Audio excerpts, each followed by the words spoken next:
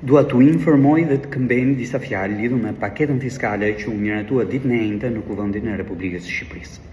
Kam heshtur nga ejtja e këtej, kam qepur gojën sepse doja të isha shumë i qartë për qëndrimin tim në raport me paketën fiskale, disa ligjet të saj dhe natyrisht transparencën me secilin prej jush.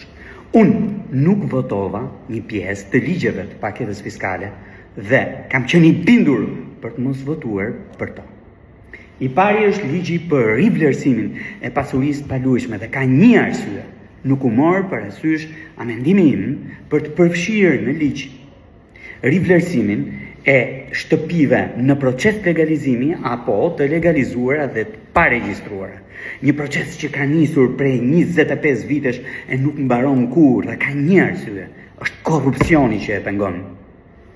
Tani, ka ndodhur rivlerësimi i pasurisë së paluajtshme duke filluar nga viti 2019 deri në mes vitit 2022.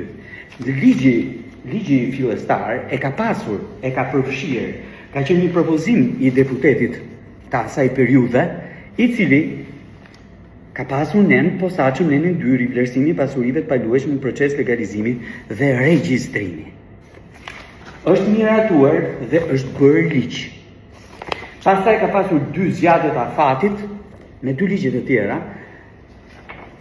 dhe në të dyja zgjatjet e afatit ka qenë përfshirë procesi i rivlerësimit të pasurive në proces legalizimi apo të legalizuara edhe në proces regjistrimi. Vetëm këtë herë nuk merret parasysh. Dhe e dini pse? Sepse kadastra, agenti i Ministrisë Financave, në këtë rast tha që është punë e vështirë, nuk e bëjmë dot.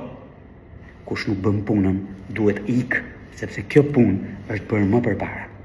Pse votova unë kundër, apo pse nuk mora pjesë fare në votimin e kësaj gjëje, pasi më votuan kundër amendimin tim, për një arsye shumë të thjeshtë.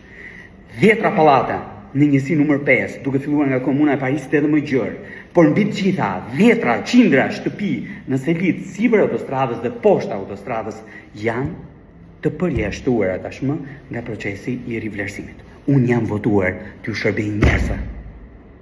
Jo votoj ligje kohë.